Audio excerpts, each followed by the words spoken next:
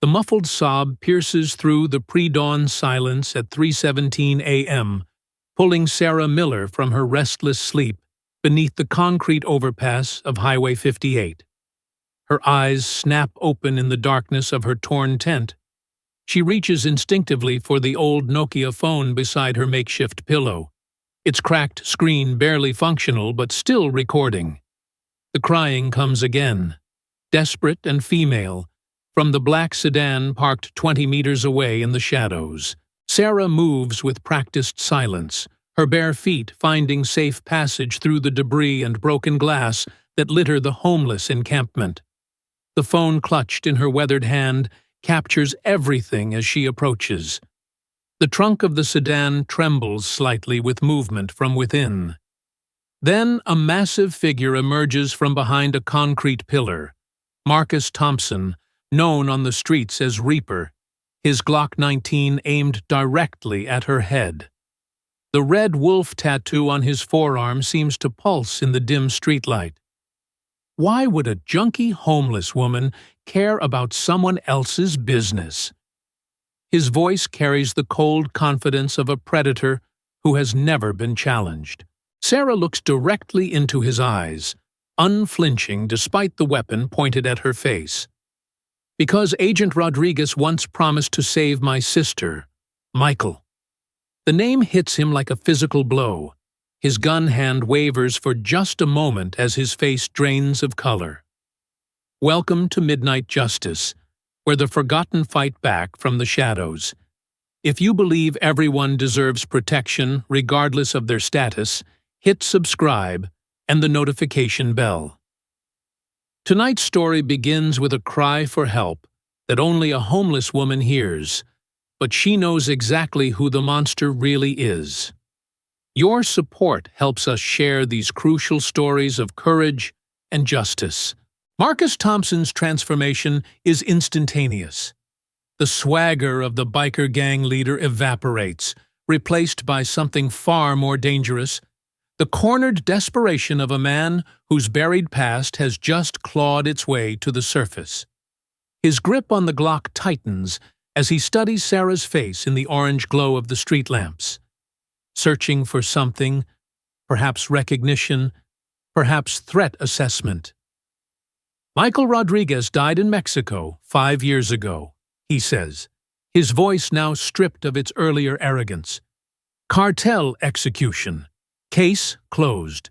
Sarah takes a step closer, seemingly oblivious to the weapon tracking her movement. Her voice remains steady, almost conversational. Michael Rodriguez supposedly died after 3 DEA agents were ambushed in Culiacan. Strange how the Sinaloa cartel knew exactly where to find them. Stranger still how only one body was never recovered. The homeless camp around them begins to stir with the tension. Figures emerge from cardboard shelters and tattered tents, watching the confrontation unfold. Danny Brooks, a young veteran who never speaks, positions himself near an old shopping cart, his eyes sharp and calculating beneath his dirty baseball cap. Father Miguel Santos, who runs the mobile soup kitchen every Tuesday and Thursday, appears at the edge of the camp, his weathered hands folded in apparent prayer, though his stance suggests military training rather than religious devotion. Marcus notices the gathering crowd, and his tactical mind kicks in. Too many witnesses now, too much exposure. The crying from the trunk grows more desperate. "Everyone back to your holes," he commands, waving the gun in a wide arc. "This doesn't concern you." "Everything that happens here concerns us," Father Miguel says quietly, stepping into the light. His voice carries an authority that makes Marcus pause. "We may be forgotten by society, but we remember everything we see." The standoff crystallizes in the humid pre-dawn air. Sarah still holds her Nokia steady, recording every word, every movement. The device looks like garbage, held together with duct tape and hope. But Jessica Hayes, the woman beneath Sarah Miller's carefully crafted homeless persona, knows the encrypted connection it maintains with FBI servers is capturing everything in high definition. Tommy appears from behind a rusted dumpster, his fingers tapping against his thigh in what appears to be a nervous tick. But Sarah recognizes the pattern immediately. Morse code spelling out, "Back up 9 minutes." The seemingly deaf homeless man has been monitoring law enforcement channels all night through equipment hidden in his shopping cart. The raid Jessica has been orchestrating for 8 months is finally coming together. Marcus's eyes dart between the growing circle of witnesses, his mind racing through options. The Iron Wolves Motorcycle Club has $23 million in product moving through Riverside tonight. The human cargo in his trunk is worth another $200,000 to the right buyers. He cannot afford complications, especially not from someone who knows his real name. Someone who knows what he did in 2018. "You're making a mistake," Marcus says, his voice dropping to a lethal whisper aimed at Sarah. "Whatever you think you know, whoever you think you are, you're about to become another missing person nobody will look for." Sarah's laugh is soft, but carries through the night air like breaking glass. Missing persons get case numbers, Michael. Betrayed federal agents get task forces. Murdered federal agents get congressional hearings. She pauses, letting the implication sink in. "Which category do you think I fall into?" The revelation shifts the entire dynamic. Marcus's pupils dilate as he processes this new information. His free hand moves slowly toward the burner phone in his jacket pocket. If this woman is federal, if this is a sting, he needs to warn his lieutenants at the warehouse. But Sarah shakes her head slightly, a gesture so small only he catches it. "Your crew at the warehouse on Riverside Drive is already surrounded," she says conversationally.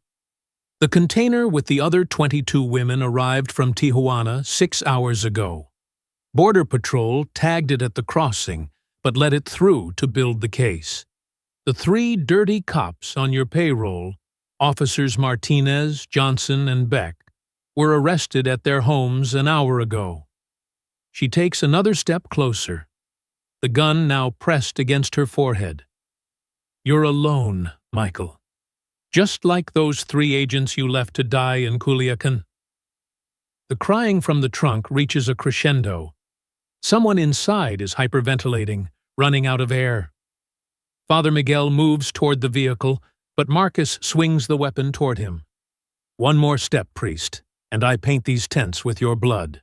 "You won't shoot," Danny Brooks says, his first words in the 3 months since arriving at the camp. His voice carries the measured tone of someone trained in crisis negotiation. "Discharge a weapon here, and every unit in Riverside converges on this location in under 2 minutes. Your escape routes are already compromised. Your safe houses are under surveillance." Marcus's head snaps toward Danny, recognition dawning in his eyes. "You're the one who's been feeding information to." He stops himself, but the damage is done. Confirmation that he's been aware of a leak, but unable to identify the source. Sarah uses the distraction to move her hand slowly to her collar, pulling out a worn military dog tag from beneath her filthy jacket. "Captain Jessica Hayes, Army Intelligence, retired. Currently consulting with the Federal Trafficking Task Force. The woman in your trunk is Elena Rodriguez, sister of Sergeant Anthony Rodriguez, who died protecting a witness your cartel friends were hunting." The name hits another nerve. Marcus's face contorts with something between rage and regret. Anthony was collateral damage. He wasn't supposed to be there that night. Neither were the 14-year-old twins in the safe house, Jessica continues, her voice hardening. "But the cartel needed to send a message, and you gave them the address. $2.8 million bought a lot of innocent blood, Michael." The sound of distant sirens begins to rise through the night air, not racing toward them but strategically positioning around the district. The net Jessica has spent 8 months weaving is finally closing. Tommy's fingers tap out a new message. 5 minutes to breach. Marcus's mind races through the geometry of his situation. 20 years of tactical training, first with the DEA, then with the cartel, calculating angles and probabilities. The homeless camp that seemed like perfect cover for moving product now feels like a trap. Every shadow could hide an agent. Every vagrant could be undercover. "You have no proof," he says, though his voice lacks conviction. "Rodriguez is dead. The DEA confirmed it. There's a death certificate, a case file. There's also a recording," Jessica interrupts, producing a small USB drive from her pocket. "Your handler at DEA, Assistant Director Thompson, your uncle, if I'm not mistaken, recorded all your conversations in 2018. Insurance policy, he called it. Funny how paranoid bureaucrats make the best witnesses." She tosses the drive at his feet. "Every payment, every betrayal, every address you sold. 43 minutes of federal felonies." Father Miguel has been slowly moving through the crowd, positioning the truly homeless residents away from potential lines of fire. His movements suggest close protection training, creating safe zones with practiced efficiency. The soup kitchen priest is more than he seems. Everyone in this camp carries secrets, but some are deadlier than others. The woman in the trunk has gone quiet, and the silence is more terrifying than her cries. Marcus glances back at the vehicle, calculating whether he can reach it before Jessica acts. But she reads his intention immediately. "Elena Rodriguez has approximately 3 minutes of air left," Jessica states clinically. "Every second you waste on tactical assessment is a second stolen from her survival. Though I suppose that's your specialty, stealing life from the innocent." Danny Brooks has produced a first aid kit from his shopping cart, military-grade supplies that no homeless veteran should possess. Gauze, morphine, adrenaline, tools for saving lives or ending them, depending on the situation. Tommy continues his rhythmic tapping, now spelling out vehicle positions. 3 blocks north, 2 blocks east, 1 block south. Marcus makes his decision with the cold efficiency that once made him the DEA's best undercover operative. He lunges not for the car, but for Jessica, gambling that taking a federal consultant hostage offers better odds than running. His massive frame moves with surprising speed, the Glock swinging toward her center mass as his free hand reaches for her throat. But Jessica Hayes didn't survive 3 tours in Afghanistan and 8 months undercover by being predictable. She drops beneath his grab, her foot sweeping his ankle while her hand deflects the gun barrel upward. The Glock fires once into the dawn sky, the sound echoing off the concrete overpass like thunder, sending pigeons exploding from their roosts. The fight is brief but vicious. 2 trained operators using every surface, every angle to gain advantage. Marcus has size and strength. Jessica has speed and desperation. Elena Rodriguez is dying 20 feet away. They crash into a shopping cart full of aluminum cans. The noise creates chaos as homeless residents scatter or press against walls, unsure whether to run or hide. Father Miguel appears behind Marcus with fluid grace, applying a sleeper hold that speaks of Special Forces training rather than seminary. But Marcus breaks free with an elbow strike that would shatter civilian ribs. The priest staggers, but doesn't fall. His eyes now cold and focused, the gentle servant of God replaced by something far more dangerous. 3 minutes to breach, Tommy signs with his hands, abandoning the pretense of deafness as sirens converge from multiple directions. Jessica regains her footing, blood running from a split lip, but her eyes remain locked on Marcus. She needs him conscious, needs him talking when the FBI arrives. The evidence she's gathered over 8 months is solid, but his confession would guarantee life without parole. would ensure the 23 women in that warehouse container see justice. "You want to know the truth about Culiacan?" Marcus says, breathing hard as he backs toward the sedan. "Rodriguez was investigating the wrong people. Not the cartel, our own agency. Assistant Director Thompson was running drugs through DEA evidence lockers, using cartel connections to move product that was supposed to be destroyed." The revelation hangs in the air like smoke. Jessica's expression doesn't change, but internally, pieces of a larger puzzle click into place. "So you killed 3 agents to protect him?" "I killed 3 agents to protect myself," Marcus corrects, his back now against the vehicle. "Your friend Anthony figured out the evidence scheme. He had recordings, documents. Thompson gave me a choice: eliminate the threat or become the threat." He laughs bitterly. $50 million in seized cartel cash disappeared that year. Anthony traced $40 million to offshore accounts connected to senior DEA officials. Tommy abandons all pretense, pulling a tactical radio from his shopping cart. "All units, we have confirmation on the corruption angle. Suspect is talking. Maintain positions until he finishes." The sound of Elena's weak pounding from inside the trunk breaks through the tension. She's still alive, but fading fast. Jessica takes a step toward the vehicle, but Marcus raises the Glock again. "She dies with me or lives with me. Your choice, Captain Hayes." Danny Brooks has circled behind Marcus during the confrontation, a ghost in torn jeans and army surplus. His hand emerges from his pocket, holding a military-grade injector pen. "Ketamine," he says simply. "Non-lethal, fast-acting. You'll wake up in federal custody with a headache and 30 to life." Marcus spins toward this new threat, but Jessica is already moving. She strikes the nerve cluster in his wrist, sending the Glock spinning into darkness. Father Miguel catches his other arm as Danny drives the injector into his thigh. Marcus Thompson, Michael Rodriguez, the ghost who betrayed his brothers, crumples to the asphalt as chemical peace floods his system.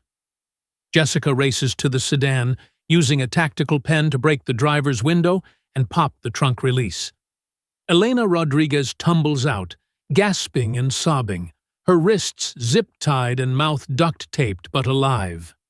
The young woman's eyes are wild with terror until she focuses on Jessica's face. Recognition dawns slowly, replacing fear with desperate hope. "Anthony's friend," Elena whispers as Jessica cuts her bonds. "He said you'd come, said you never leave anyone behind." The sound of approaching vehicles becomes deafening. Black SUVs converge from every direction, FBI and DEA tactical teams deploying with practiced precision. Chief Patricia Wilson emerges from the lead vehicle, her badge gleaming in the dawn light. The 8-month operation reaching its crescendo as agents flood the homeless camp, securing evidence and witnesses. Tommy hands over his recording equipment to a federal tech team. Every word of Marcus's confession captured in crystal clarity. Danny Brooks sheds his homeless persona, revealing the Navy SEAL operative beneath. His mission to protect Jessica during her deep cover assignment complete. Father Miguel removes his priest's collar, exposing the Marine Corps tattoo beneath. Another guardian angel in the shadows, the warehouse on Riverside Drive looms against the dawn sky like a monument to human misery. Its corrugated metal walls concealing 23 women who've been traveling in a shipping container for 72 hours. Jessica Hayes stands in the FBI Mobile Command Unit, her homeless disguise partially shed, the tactical vest over her tattered clothes creating a surreal image of 2 worlds colliding. Chief Patricia Wilson hands her a headset as monitors around them display real-time feeds from dozens of agents surrounding the building. Container temperature is rising, a tech specialist reports, his fingers flying across multiple keyboards. Internal readings show dangerous CO2 levels. Those women have maybe 30 minutes before organ failure begins. Jessica's jaw tightens as she processes the timeline. 8 months of preparation, dozens of lives hanging in the balance, and everything hinges on the next 20 minutes.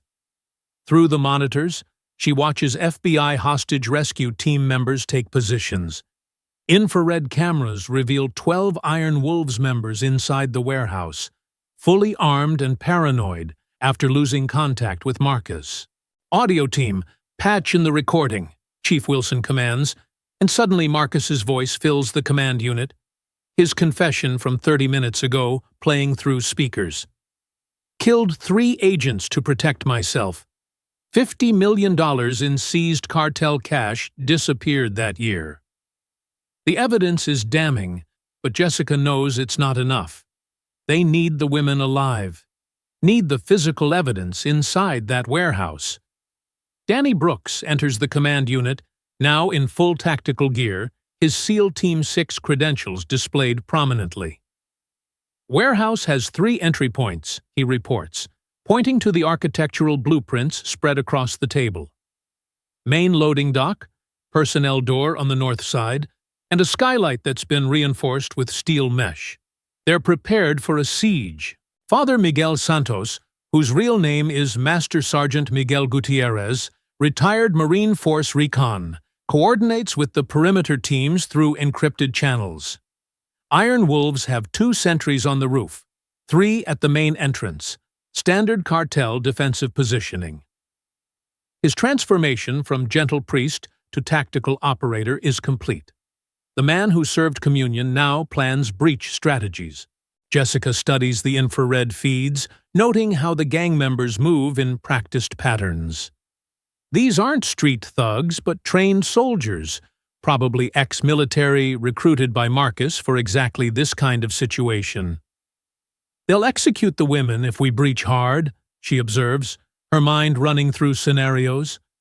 Marcus would have given them protocols. If communication drops for more than an hour, eliminate witnesses and destroy evidence. "Then we need to make them think Marcus is still running the show," Tommy suggests, entering with a laptop that displays voice modulation software. "I've got 40 hours of Marcus's recorded conversations from the past 2 months, enough to synthesize basic commands."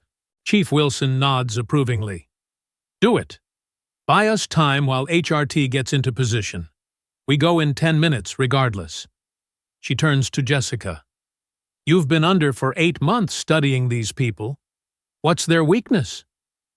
Jessica closes her eyes, recalling hundreds of hours observing the Iron Wolves, learning their habits, their fears, their pressure points. "Vincent Crusher Kowalski, Marcus's lieutenant," she says, opening her eyes with sudden clarity. "He's been skimming from shipments, has 200,000 hidden in a storage unit on Maple Street. Marcus suspected, but never proved it."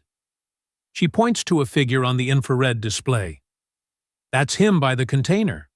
If he thinks Marcus knows about the theft, he'll panic, maybe try to run. Think about this. Would you have noticed Sarah was more than she seemed? How long do you think Jessica waited for the perfect moment to expose Marcus? Drop your theories about what evidence she gathered in those 8 months below. Your insights matter to this community of truth-seekers." Tommy's fingers dance across the keyboard, creating a chillingly accurate reproduction of Marcus's voice.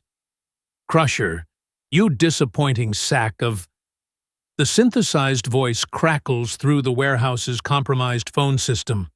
"I know about Maple Street. You thought I wouldn't find out about the missing product?" On the monitors, Crusher's heat signature freezes, then moves erratically.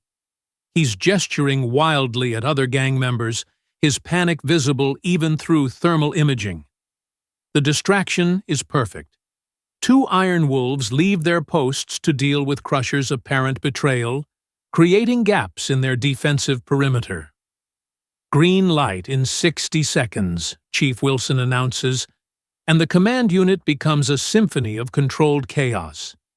Final equipment checks, last-minute intelligence updates, prayers whispered and weapons chambered. Jessica straps on a borrowed helmet, despite protests from Wilson about civilians in the operation zone. "Those women in the container," Jessica says firmly, checking her vest straps. "One of them is Elena Rodriguez, whose brother died because I couldn't protect him 5 years ago. I'm not waiting in a van while she suffocates 50 yards away." The assault begins with surgical precision at 4:53 a.m. Flashbangs through the skylights, synchronized breaches at all entry points, chaos orchestrated to paralyze and disorient. Jessica follows the third wave, her muscle memory from Afghanistan guiding her through the smoke and shouting. The warehouse interior is a maze of stolen goods, drug packaging equipment, and weapons caches. The container sits in the center of the warehouse like a metal coffin, its doors sealed with industrial locks that resist the bolt cutters. The temperature reading on its side shows 98 degrees Fahrenheit. Death by hyperthermia, accelerating with each second. Crusher lies zip-tied on the concrete, screaming about his innocence, while 2 iron wolves fire wildly at advancing agents, the tactical advantage shifting with each precisely thrown flashbang. Danny Brooks appears through the smoke like a vengeful ghost, his movements fluid and lethal.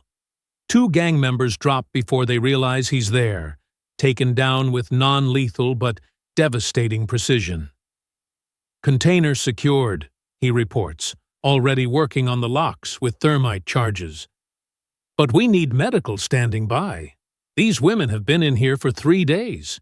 The thermite burns through steel like butter through paper. The doors swing open to reveal a scene from humanity's darkest nightmares. 23 women, ages ranging from 18 to 35, packed into a space designed for cargo, not life. Some unconscious, all dehydrated, their clothes soaked with sweat, and worse. Elena Rodriguez is curled in the corner, her lips moving in silent prayer.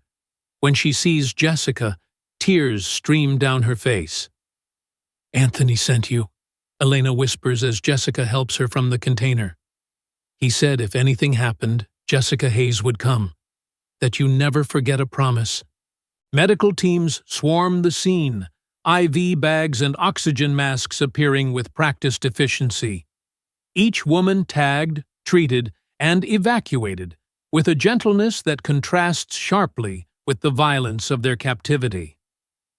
Jessica stays with Elena, holding her hand as paramedics work. The debt to a fallen brother partially paid, but never forgotten.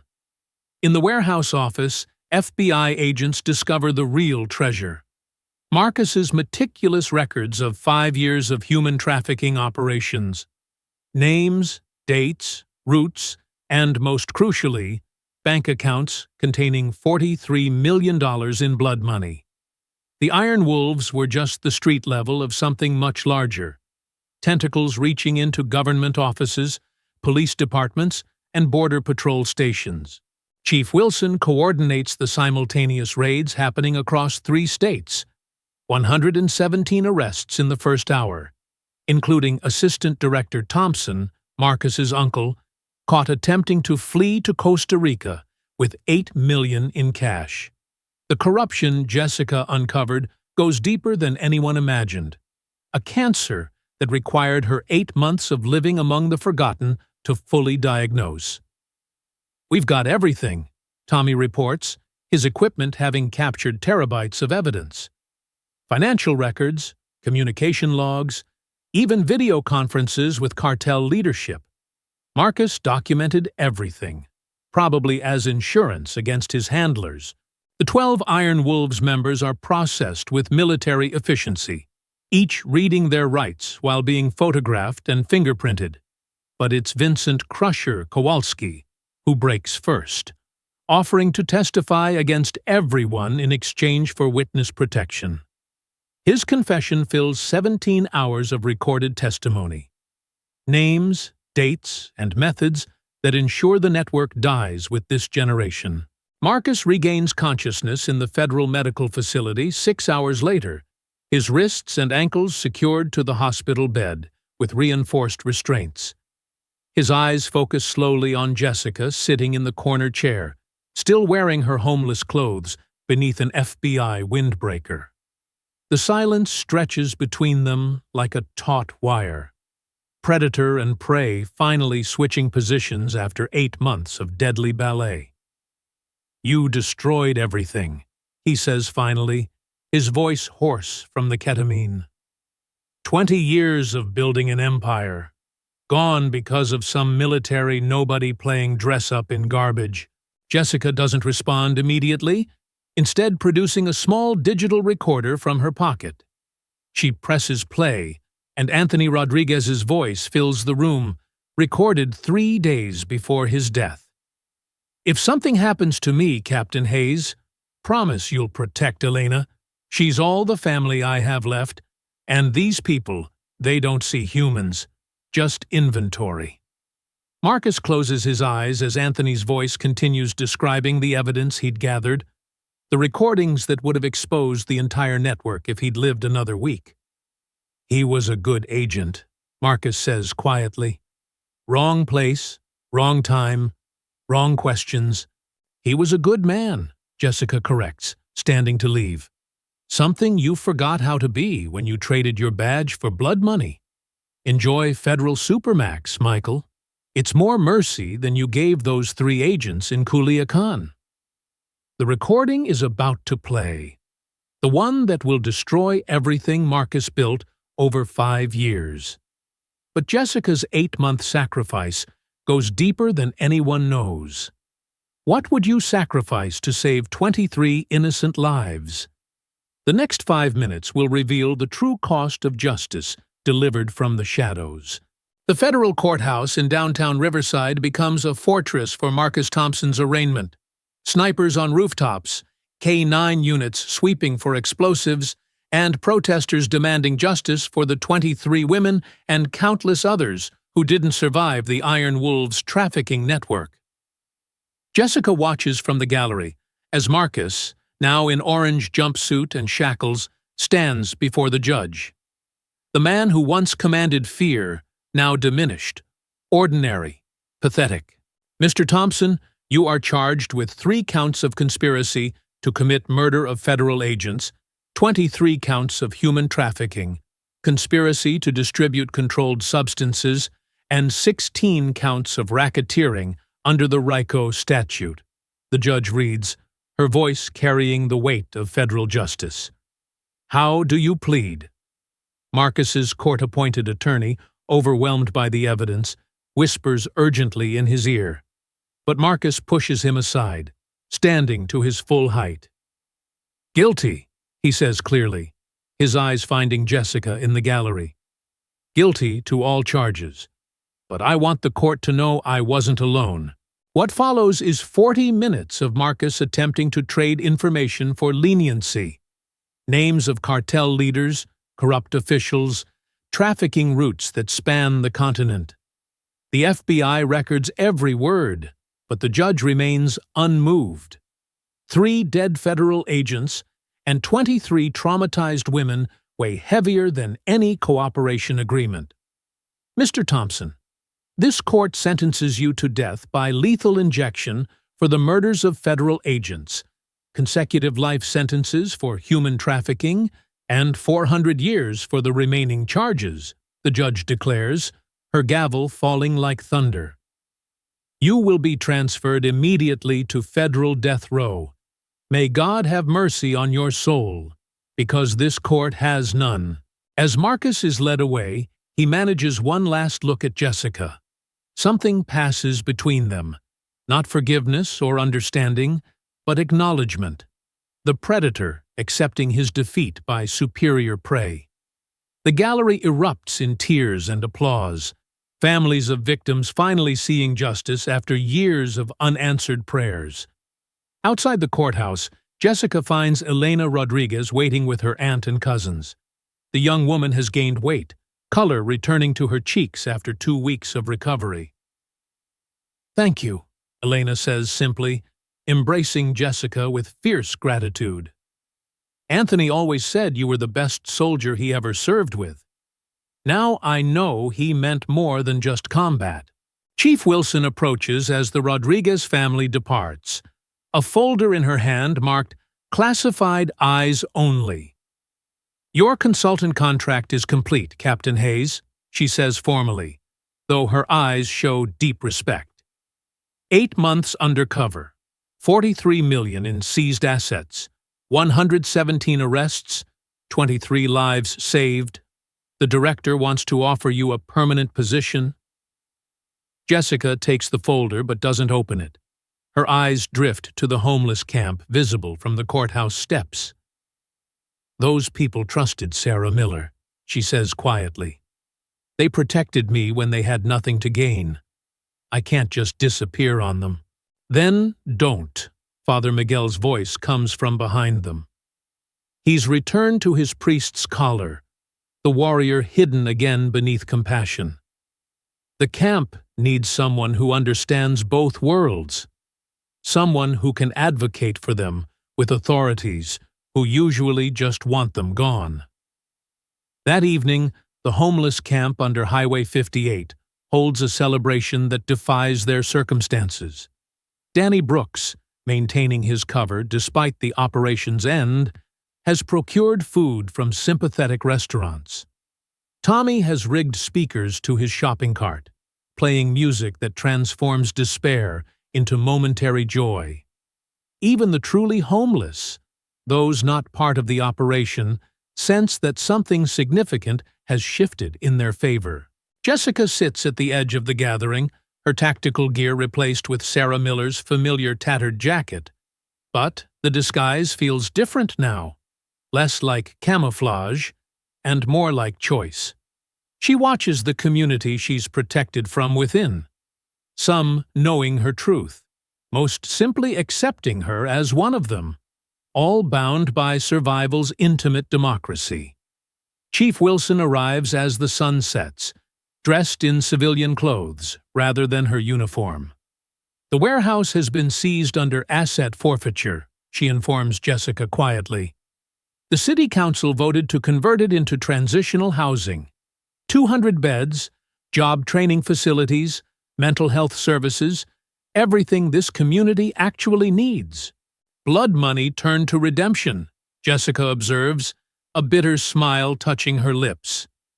Marcus would hate that his empire becomes a shelter for the people he saw as camouflage. As midnight approaches, Jessica makes her decision. She leaves the FBI folder on a picnic table, unsigned and unread.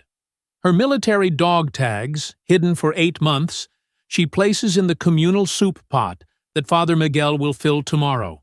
A sign to those who understand that Sarah Miller was here, protected them, and moved on. Danny Brooks nods as she passes, a warrior's farewell between those who've shared battlefields. Tommy tips his hat, his fingers tapping out safe travels in Morse code. Father Miguel offers a blessing that sounds more like a special forces motto than scripture, and Elena Rodriguez, visiting the camp to thank those who helped save her, watches Sarah Miller disappear into the shadows of the city. 3 months later, a new homeless camp in Sacramento reports mysterious improvements. Someone has organized security protocols, established communication networks with local law enforcement, and created a system where the vulnerable are protected by those society ignores. The woman calling herself Amy Johnson looks nothing like Sarah Miller or Jessica Hayes, but her eyes carry the same vigilant compassion, the same readiness to transform from victim to warrior when predators arrive. Marcus Thompson's execution date is set for 3 years hence, appeals automatic but futile given his confession. The Iron Wolves Motorcycle Club has been dismantled, its members scattered across federal prisons. Assistant Director Thompson dies in custody awaiting trial, a suspicious suicide that closes certain uncomfortable questions about how deep the corruption reached. The $43 million funds victim services across 5 states, each dollar a small redemption for enormous sins. The homeless camp under Highway 58 thrives in its own way. Father Miguel's soup kitchen now serves 3 meals daily, funded by anonymous donations that arrive like clockwork. Danny Brooks helps veterans navigate services they've earned but never claimed. Tommy teaches computer skills to anyone willing to learn, his equipment no longer hidden but shared freely. On quiet nights, when fog rolls in from the river and muffles the sound of traffic above, some claim to see a woman checking the camp's perimeter, ensuring no predators hunt among the vulnerable, no trafficking scouts prowl for easy victims. They call her the Guardian, never knowing her real name. Sarah Miller, Jessica Hayes, Amy Johnson. Identity matters less than purpose, and her purpose remains constant. Elena Rodriguez graduates from nursing school 2 years later, her testimony having helped convict dozens of traffickers. She works at the free clinic near Highway 58, treating the homeless with dignity that comes from understanding how thin the line between housed and houseless really is. Sometimes she asks Father Miguel if he's heard from Jessica. He always smiles and says, "Guardian angels don't leave forwarding addresses, but they never really leave either." The story ends where it began, in the pre-dawn darkness beneath a concrete overpass. But now, the space holds no predators, no victims waiting for rescue. Just a community of survivors who learned that sometimes justice doesn't come from courthouses or federal agencies. Sometimes it comes from someone willing to disappear into society's margins, waiting in shadows for the next predator who mistakes invisibility for weakness. The next monster who doesn't realize that among the forgotten walk warriors who remember everything, forgive nothing, and strike from darkness with the precision of those who've made shadows their home. 5 years after Marcus Thompson's execution by lethal injection, a congressional hearing convenes in Washington to investigate the systematic failures that allowed the Iron Wolves network to operate for so long. Senators question how deep the corruption reached, why warning signs were ignored, and whether similar operations continue in America's shadows. No one mentions the homeless woman who exposed it all. Jessica Hayes exists only in classified files that few have clearance to read. Sarah Miller was just another forgotten face in society's margins, and Amy Johnson remains a ghost, protecting Sacramento's vulnerable. The network Jessica inadvertently created has evolved beyond her original mission. Homeless camps across the western states report similar phenomena: mysterious protectors who appear when predators arrive, communication systems that alert authorities to trafficking attempts, and communities that close ranks against those who would exploit their vulnerability. Former soldiers, intelligence officers, and law enforcement agents who've chosen to disappear into America's underclass, each carrying skills that transform victimhood into vigilance, creating an invisible army that guards those society abandons. Danny Brooks, maintaining his cover despite no longer needing to, coordinates this underground railroad of protection from his shopping cart command center. His encrypted communications reach from Seattle to San Diego, alerting guardian angels when threats emerge. Father Miguel has expanded his ministry to 12 cities, each soup kitchen staffed by veterans who serve more than food. They serve as early warning systems against predators who hunt the helpless. Tommy's technology courses have produced dozens of cyber sentinels who monitor dark web trafficking sites from public libraries and borrowed laptops. They forward intelligence to authorities through anonymous channels, digital ghosts haunting those who trade in human misery. Elena Rodriguez, now running 3 free clinics, treats injuries that suggest abuse and reports patterns that indicate trafficking. Her medical network has saved 47 people from disappearing into modern slavery. On a cold December morning, exactly 6 years after that first confrontation, a package arrives at FBI headquarters addressed to Chief Patricia Wilson, now Deputy Director. Inside is a flash drive containing evidence of a new trafficking ring operating through casino towns in Nevada, complete with names, routes, and financial records. The note attached reads simply, "The Forgotten Remember Everything. SHJH AJ." Wilson smiles, knowing the guardian angels are still active, still protecting, still delivering justice from shadows that most people pretend don't exist. She forwards the intelligence to field offices, another predator network about to discover that America's invisible population includes warriors who've made anonymity their weapon and compassion their calling. The war against those who prey on the vulnerable continues in silence, fought by people who've learned that sometimes the best way to protect society is from outside its boundaries, where invisibility becomes invincibility and justice needs no badge, only unwavering resolve, and the willingness to remain forever in shadows, forever vigilant, forever ready.